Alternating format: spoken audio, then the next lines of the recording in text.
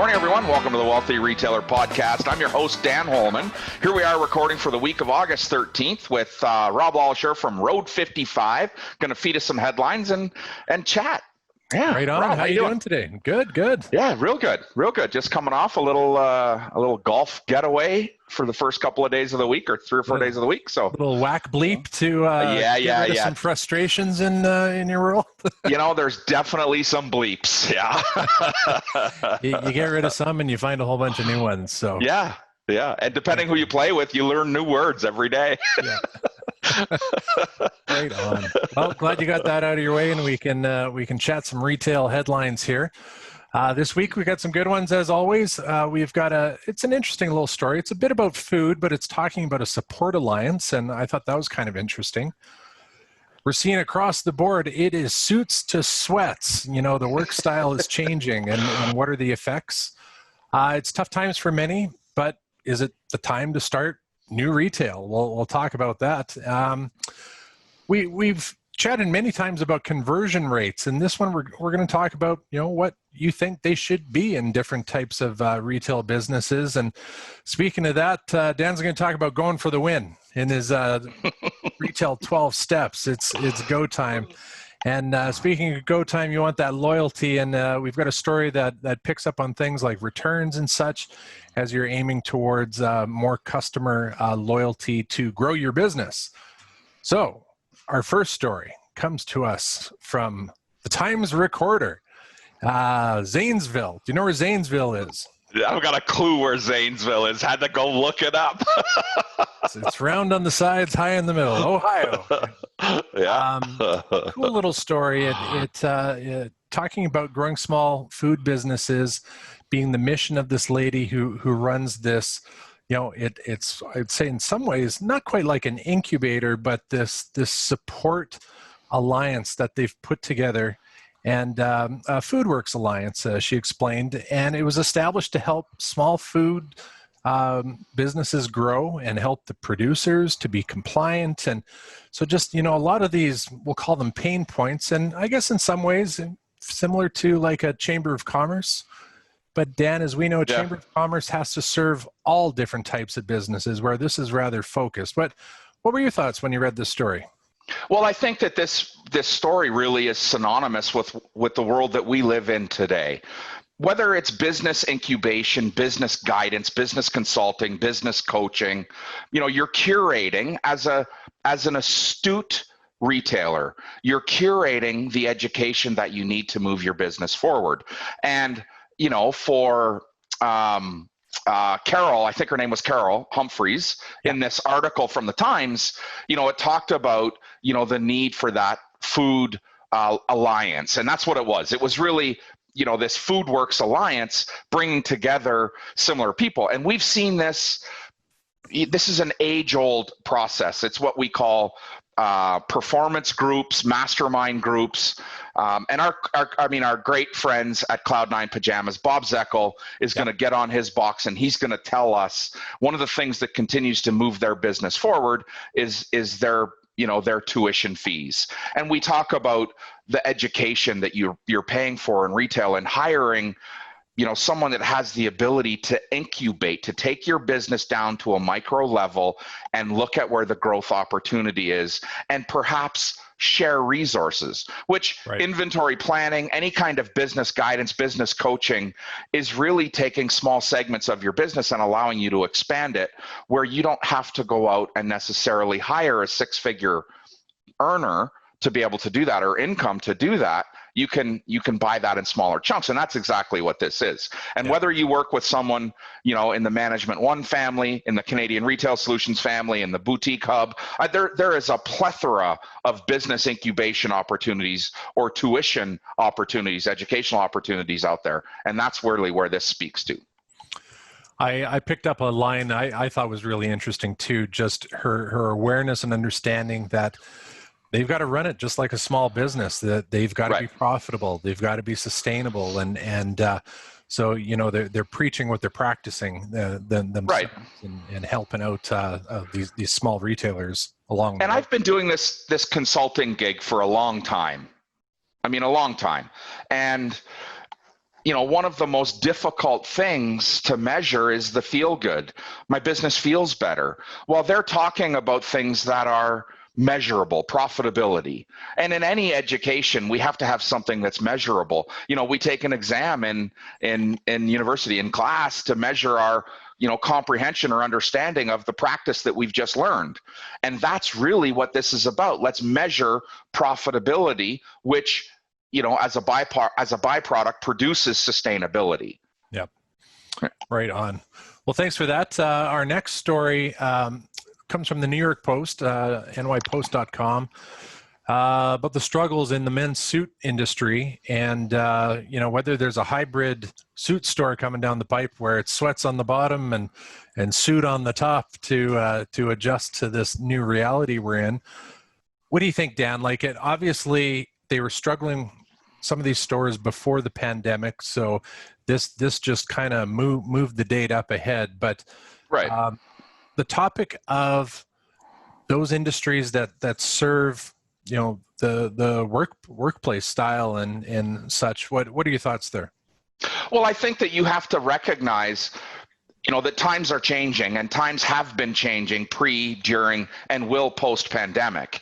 And Men's Warehouse has been challenged for a long time. It's been perhaps a broken model for a long time. And even, we're going to see this with better women's wear and better men's wear. Things are changing, and we're not going to get back to the office. We had this great conversation, with a commercial realtor this week, just about how we're going to travel less to go to work, and we're only going to go to work 2 days a week, or into the office 2 days a week. Yeah. And the other 2, I'm going to sit at my desk, in my most comfortable caveman clothes. And I don't need, that great suit that tells a story of who I am anymore. Yeah. And these businesses, Men's Warehouse specifically, they've got to adapt. They've got to start. I'm not going to say that hateful word pivot, but they've got to adapt to the changing business climate. And that's going to mean they're going to lean harder and harder on casual and loungewear. And our better men's stores are going to carry better quality casual wear, better quality loungewear, and perhaps less suiting. Right. And women's stores are going to do the same thing. And this message is for all retailers. If you're not getting traction in a vertical in your store, in a category in your store, change it. Right. Would you say if a business, the 5-day work week, if most of their business revolved around the 5-day work week, would you say, okay, 40-50% of your business, if you're not, not to use that word pivot, but if you're not making changes now, we can tell you the short answer to this and get moving. The short answer is buy. Yeah. Buy. Bye-bye. You have to be adapting. You have to be adapting to your consumer. Right? No, not the BUI guy, the good buy or a bad buy. And this is in every segment of our marketplace today. If your business is not following the demand in your store, you are destined for closure. And that doesn't, listen, we've created a vertical. We've created, a whole new classification that didn't exist in masks. Get out there and create the next classification for your store. And we talked about this several weeks ago. Just because you want to be the best women's store in the world doesn't mean you can only carry women's wear right now. If you've got to add apothecary and Bath and Body and candles and other things to your mix, that's what you do to drive market share. Totally. Okay. This is that point in the show where we get to talk about our great sponsor. This podcast is brought to you by Canadian Retail Solutions. They are here to listen and help you with the retail solutions to make your store more successful. From the latest point of sale software to e-commerce solutions, Retail Pro, Heartland Retail, Shopify, so much more. Let them help you find your cutting edge retail solution today. Visit retailbycrs.com. And a ton of great new exciting initiatives at CRS for technology. Some great news coming out of Retail Pro, going to subscription-based pricing, global retail really entering the market in Canada. There's some great opportunities right now, on the technology side for your business, and going to give you the ability to do the things that we're talking about here today, and that's adapt. So love CRS. You're seeing like a lot of the platforms that you're working with are really adapting to the changes as well right now. So they're working as hard as they can, as fast as they can, to make change that fits their consumer, which is what every retailer needs to do. Very cool. Okay, well let's talk about customers and loyalty. Actually, I think I'm jumping a little ahead of myself. We're going to get to that. But stay tuned. Stay tuned, folks. Coming soon. Okay, our next story comes to us from RetailWire.com. It talks about being the time to is this a time to start up, launch retail? Like I know that there's craziness out there. It's going on, but from radical change comes, in many ways, you talked about masks, Dan, comes radical opportunities. What say you? Listen, this is just forced evolution that we're in right now. This is forced evolution is what's happening in our world today. And this article actually did a really great job of talking about the often untold benefits or the often told benefits of starting a business in a downturn. Right. This is the exact time to get out there and do something on your own, or to start planning that something on your own, especially in the retail market space. We're going to see higher vacancy rates than we've ever seen. We're going to triple the crush, of 2008 and 9 in this post-pandemic recession that we're facing. And that post-pandemic recession means that there's going to be more and more and more opportunity to do something better than it has been done before. We're going to see, without a doubt, and I am not a pessimist, without a doubt, we're going to see a 40% attrition rate, and I think we're going to see an 80% bounce back. For every store that closes in the next 6 to 12 months, we're going to see 2 more open. And it's because the entrepreneurial spirit is still alive and well. And as government gets their shit together, and allows entrepreneurs to do what they do best, get out there and run their business and live in a capitalist world, we're going to come up with ways to open new businesses and start new verticals and look at the opportunities that are going to present themselves. This is absolutely the right time to open a store. No better bargaining power than, negotiating in a downturn. Okay, there was a story recently about Second Cup opening up a wave of, we'll just call them their non-traditional retail locations. So when you talk about starting, you're not necessarily saying you're starting from something from absolute scratch. Like, this might be an opportunity for the retailers who are managing their way through this, to whether it's a close to what they do or a second location or. Yep. It is. It's all about being complementary to your core business. And if you have that vision, if you've got a BHAG, a big, hairy, audacious goal in mind, it's about looking at the offshoots that get me to that, big goal. What is that? What does it look like? Do I only have to be, a t-shirt store? Can I now be a hat store? Can I open a hat store? Can I add on? Can I start to build my own products? And in the downturn is when the greatest acquisitions have ever happened. Yeah. I mean, let's go back and talk about, in real estate, the absolute best time to buy something is when it's at rock bottom. The best time to buy a stock, rock bottom. We're hitting rock bottom. This is the best time to do something. Yeah. You're going to satisfy your next 5 years' expenses today by cutting a good deal, by negotiating good deals right now. You're going to protect profitability. Are you seeing it, or are you having conversations about it? Do these existing retailers, is it new product, new lines? Do they incubate it in their existing store or online before they, test the waters a little? What does that look like? I think everything has to be proven to you. You're going to make this decision. You're going to jump with your heart, not your head. That's what we need to do. We bring in head after. Let's go back to last week where we talked about art and science. Let's let your heart lead the way, the passion lead, and now bring in some guidance, that slows that down and says, this is what we need to do. And this is absolutely about testing. Stephen Brooks, the pop-up expert, is going to tell you never open a retail store without first doing a pop-up where you want to be. And we're seeing that happen right now. We're giving guidance to retailers right now to do pop-ups in markets that other retailers have left. Let's remember, it's not the consumer that left that retailer. It's the retailer that left the consumer. So if I can go down the street and walk into a turnkey store, maybe I do want to try it. Yeah. Maybe I do want to produce my own gear. There's some opportunity there. And you're going to look to, how do I advance my business? And the entrepreneurial spirit is always looking for that opportunity. How do I take one and turn it into three? And if I've been good, if I've protected myself, if I've focused on profit first, the companies that put profit first are now the ones that are taking full advantage. Yeah. I take profit away from my sales before I do anything else. Before I pay the rent, before I make payroll, before I do anything, I take profit away. Yeah. And that's what allows me to continue growing my business, being sustainable, making it through these downturns that we're in right now. It's just a downturn. Yep. The speaking of numbers, and our next story, comes from Footwear News. We've talked about it a few times, where if they're coming to your store, they're buying. Right. What are you seeing, Dan? I know, like, you're a massive advocate of, you got to count your traffic, you got to obviously you count your sales, your conversion, average sale.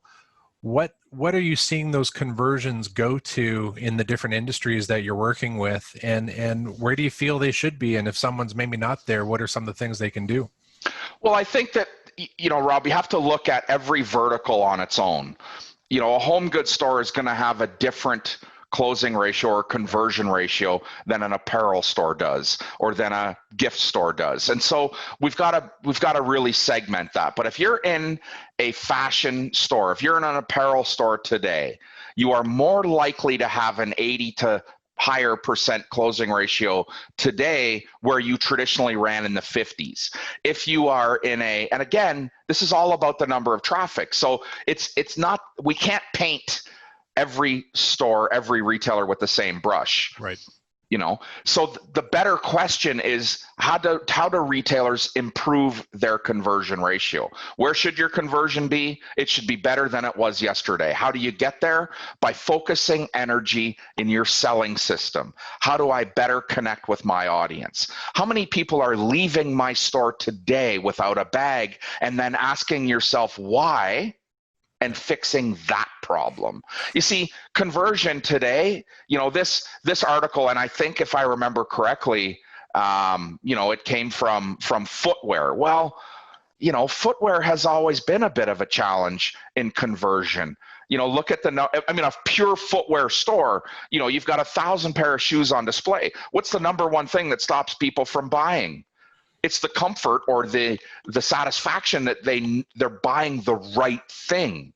Choice slows down buying, and footwear stores are riddled with choice. I don't mean that to be negative at all. It's just the reality. And they'll typically have a little lower conversion ratio than, a better women's wear store, or, some of our home goods stores that are narrow and deep. This is all about, fixing your merchandise selection to be narrow and deep to improve your conversion ratio. Yeah. Conversion comes from closing sales, and closing sales comes from the customer having confidence that they're buying the right thing. I'll tell you this as well before I let you go off on this one.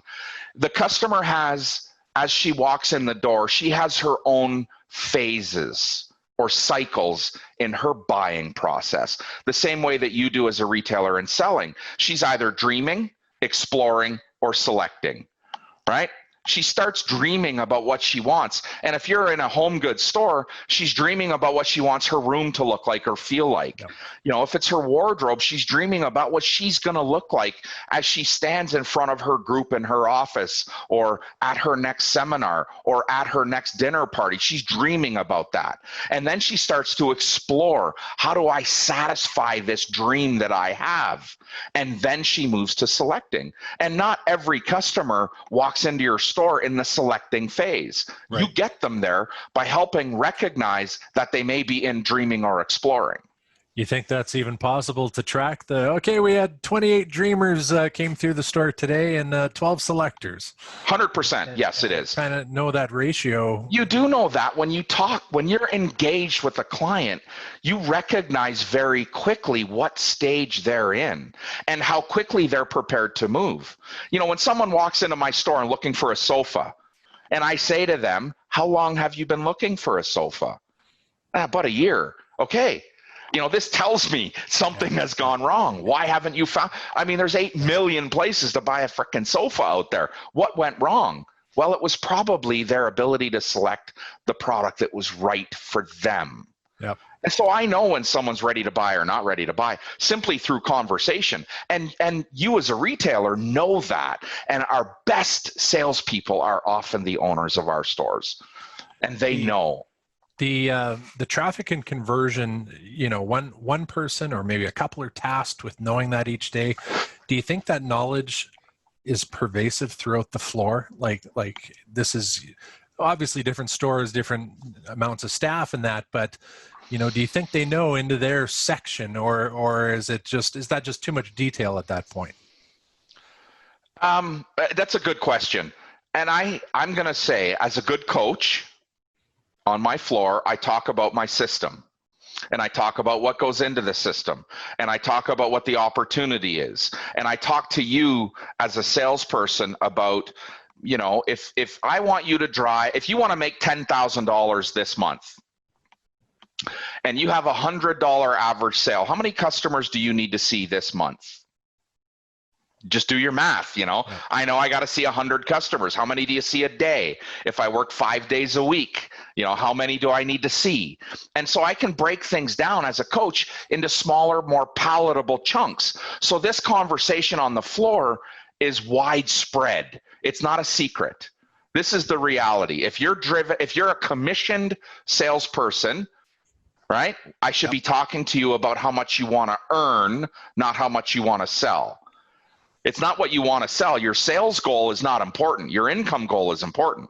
Your sales goal is consequential, right? To you achieving your income goal. And so for retailers that are on commission and still talking about sales goals, kick yourself in the ass. That is not the appropriate conversation. You would never talk that way to your external customer. Why do you do it to your internal? Start talking about an income goal and what makes that up. If I've got $1,000 income goal, I know exactly how many customers I need to see and how to improve the number of customers, the how much I can sell them, or the how many I can close. I know where to apply pressure that ultimately allows me to achieve my income goal. Nice. Love that. Okay, my man, this is all about going for the win. In our 12-step or your 12-step video, it's ours. Half ownership of the deal. But, talk to us about going for the win. What are the important elements there? I think that, when I talk about going for the win, I'm talking about creating a win-win relationship with your vendor. For me, winning, not I use this, it's maybe getting tired, not Charlie Sheen winning, but winning in your store is this philosophy, this belief that I must create a win-win-win environment, a win for my client, a win for my vendor, who's my partner, and then a win for my store. And when I say create win-win relationships with your vendors, it's good for both. You don't put yourself ahead of your vendor, and your vendor never puts him or herself ahead of you. And so it is about, here we are, we're in buying. You're in the throes of buying right now. And it's based on, the performance in your store is very much going to be based on the relationship that you have with your vendor. You need to have a solid, strong, open relationship with your vendor. I say open in every sense of the word. Yep. You got to be able to sleep around a little bit. You got to know what to expect from every person in the relationship. You've got to know what your turns are. You've got to know where your targets are. You've got to be scheduling regular visits or regular calls, more calls today with your vendors. I can tell you, in any technical driven store, the thing that wins product knowledge. We talked about this last week with Rocky Mountain Roots, in the green world. The more education, the more product knowledge you have, the easier it is to acquire a sale. It's the same thing in skate, ski, snow, hockey, sports, clothing, footwear. It's all the same. The more you know about your product, the easier it is for you to satisfy your customer. And so working with that working your relationship with your vendor so that they're giving you that product knowledge allows you to do a better job. Nice. Allows you to move the sales needle north. So yes, for me, you've got to create these win-win relationships. They're open. I communicate regularly. I set my KPIs. I have pre-established what I want my margin to be, cash margin, what I want my gross margin to be, my maintained margin. I've set what I want my turn and my sell-through to be. And then I communicate often. I'm ahead of plan, or I'm behind plan. I'm ahead of plan, this is why, now we need to add more in, or I'm behind plan, what can we do together to get me back up to plan? Never call a vendor at the end of season and say, hey, your product sucks, man. Right. I've got 80% of it on the floor. It's too late to do anything about it. That's not win-win. Yep. Yeah. Regular conversations. And this, I'm saying the same thing to vendors. I go stand in front of a group of wholesalers. I'm saying, be on the phone every single week with your customer. Find out what's working and what's not. Give them the best practices from other retailers. Maybe not their competition, but other retailers that are out of market. Hey, I've got a retailer and, that's tried this and they're having some success. Could that work for you? And let's work together on creating that. Within this, you also talk about, celebrating your vendors too. Oh my God, yes. Tell me about that. This, we love to cast stones at our vendors. Yeah. We love to beat them up. We need someone else to blame. Otherwise, it's my fault. Right? It's terrible. It's terrible. But, I'm this, and I'll tell you, I have a client. Her name is Dana McQueen. She's in Mooresville, North Carolina. Not Mooresville, pardon me, Morehead City, North Carolina. And I have never met a retailer that celebrates their vendors the way that she does. She has a vendor day where that's all they do. They bring them in, they bring the reps in, they're cooking for them, and they have, it's just a celebration of the vendor. And I promise you, when you pick up the phone, whether or not that vendor wants to hear from you. You can tell by their sigh, their tone. And when you celebrate your partnerships, you get more traction. And I'll tell you this. They'll go through brick walls for you. Yeah, they'll do everything they can. And it's not just the vendor. It's the representative. It's the credit manager. This whole, you always get more bees with honey than vinegar. I try, but, sometimes I piss people off because I am, that aggressive. And I have to reel myself back in and remind myself that, hey, wait a minute, this is my partner. And is this the way I want them to talk to me? And I'm talking to a retailer not very long ago, and he said to me, I've been doing this for 35 years, and you just reminded me of something that has been lost on me. I would never want a rep to speak to me the way we spoke to that rep. He's just doing his job. She's just doing her job. Little time out, taking a step back. Take a step back. Yeah. Is this the way I want them to treat me? Is this the way I want them to see me? Yeah. Do I want them to think I'm useless? No, I want them to give me the support and the guidance, and I want to be able to give them the same thing. Hey, this is a bad fit. This is why. This is what we're finding as a challenge. Have you seen this with other people? And this all comes down to communication. If you have an open relationship with your vendor, with your credit manager, with your sales rep, you are going a long way, and they're prepared to work with you. Right on. Well, let's keep rolling on that theme a little bit. Our next story, retailwire.com. Has there ever been a better time to build or, unfortunately, kill customer loyalty? It picks up on one item that they still feel, and especially in today, mostly online, most dangerous or the most damaging problems were related to the returns process. Yeah, for sure. Yeah. It's because we don't know how to do it. We don't know how to deal with it. We walk into our retail stores and we have a no questions. Okay. We should walk into our stores and have a no questions asked return policy. And we don't do that. We make it difficult for our customers. And that frustrates your customer. And when your customer's frustrated, even when they get what they want, it comes at a level of frustration. And we've totally screwed this up. We went to online so fast, never knew how to deal with returns. You know, in our stores, when we're talking about apparel, you know, we're in the dressing room with them. We're in the change room with them. You know, we get them, our goal is to get them naked in the dressing room. Yeah. If we can get them half naked, I mean, we win. We win. They trust us. You don't have that same trust level online. And so people are buying maybe a little bit more impulsively, and then buyer's remorse sets in when those 3 boxes eventually show up. Yep. It's half there and half not there. The customer gets pissed off, sends it all back, and we don't know how to deal with it. And that's not about, I mean, this is what kills customer loyalty. My inability to deliver on a promise I made. On a promise I made. I will. That's a promise. I will ship this tomorrow. That's a promise. So you talk about no questions asked. What's the timelines look like on that, Dan? You tell me what it should look like, Rob.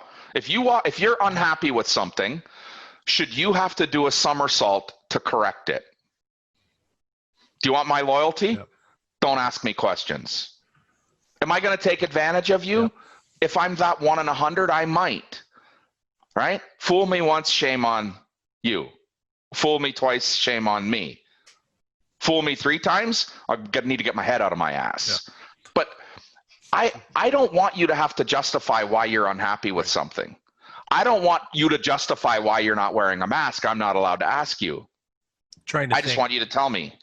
More that there's LTV, no timeline. The long-term value and where I think the lifetime value. Lifetime. Yeah. Where people get caught is they're too focused on the transactional component and why are they focused on the transaction? What do you think causes that? Fear of failure, the immediacy of I need this now. I've counted my eggs before they hatch. For a retailer, their first instinct, I can tell you, being a retailer, been a retailer my whole life, the minute someone says return, I think about money. I got to give you your money back. Yeah. But now it's my money. Right. It's not my money, not your money. It's my money. Now I got to give you my money. Right. And so we get caught up in this crazy BS of,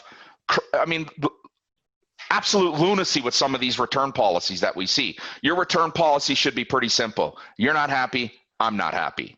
Yeah. Don't care what it costs. Doesn't matter to me. That is not what's important to me. If what's important to you is the revenue, you've already lost this game and you will not succeed. Yeah. And if you want to breed loyalty in your store, stop making your customer jump through a hoop when they're unhappy. This is mostly on you, not on them anyways. And you got history and experience on your side. You've seen, is it fair to say that the tougher the return policy, the worse the performance? So like you're 100% across the board. Yeah. Yeah. And it's, and again, this should be a no questions asked. If you want to inspire loyalty, if you want to drive loyalty, do things for your customer that tells them you love and trust them, not that you don't trust them. Why are you bringing this back? Tell me why. I don't trust that it doesn't fit. I don't trust you didn't wear it to a cocktail party. Hey, you know what? At the end of the day, do I really care what happened to it? No. I just want you to be happy so that when you leave here, you think good things of me, not, man, that guy was an asshole. Yep. Right? No, they were terrible. I got what I wanted, but I had to fight. I had to fight with them to get what I, and you know what? Let me get my manager, the worst, worst 4 or 5 words ever spoken in retail. Let me get my manager. You don't care enough to just deal with this yourself, or worse, your manager, your manager's manager has not empowered you to satisfy me, but they've empowered you to oversell me stuff. They've empowered you, to take money out of my pocket, but not put it back when it was a mistake. Right. So, I can go on return policies all day long. Oh, 100%. You're not happy. I'm not happy. Don't matter what it costs me to take it. I promise we will return to the return policy subject again and again. The road. Great stuff, Dan. Like, folks, if you haven't yet, be sure to head to retailbycrs.com, sign up for the newsletter. Every week, we fire out the newsletter. We've got the links to these stories that we've discussed. There's also additional links to stories that didn't quite have the time, but still important. This week, we've got some about supplier loyalty programs. There's a story about BigCommerce. What is it? How's it compare to Shopify? Updated retail stats for all you statistician nerds out there who love the numbers from the Canadian Federation of Independent Business, and a story in the shift in landlord roles with their tenants, and we're gonna see that constantly evolving. So, a lot of great things to check out there. I kind of left that landlord one off because I just feel like we talked about it a lot, and I think it's an ever-changing. I think we're going to see a lot of change in the next 6 to 12 months, and there'll be better topics when we can sit down and say, hey, you know what? Here is a landlord. Let's talk to this landlord. Let's get their perspective. Yeah. Let's see what's going on with some of the big landlords out there. And this really focused on one of the bigger landlords. And so there's some great stuff. And I mean, our goal is not to continuously slam people and talk about the negatives. And I know that media tries to spin things a certain way. I mean, it's all about getting eyes on the story. And so we're really trying to stay on top of let's talk about the more positive things and what I can do in my business to move it forward. And so like Rob said, I mean, hit retailbycrs.com. All of our videos are there. There's some fun stuff. Make sure you subscribe to the newsletter. And please, please, please subscribe to The Wealthy Retailer on your favorite podcast platform. We're there. Search us out. There's a ton of other podcasts. And I'm going to say, I went back and listened to a podcast from Doug Webster at Staples, and I loved the podcast. I mean, I loved listening to Doug talk. So there's some value going back and listening, and even taking, you're now more receptive to something. So listen to them all. You mentioned too about the things that you knew it for 20 years, and then for whatever reason it went out of sight, out of mind. Yeah. And sometimes it's these conversations, it's hearing other stories that just sparks it right back, and what a nugget you got out of that investing that moment. So right. Yeah. All right, folks. Well, thanks for joining us this week. Be sure to listen in each and every week with The Wealthy Retailer, and have a great day. Happy retailing.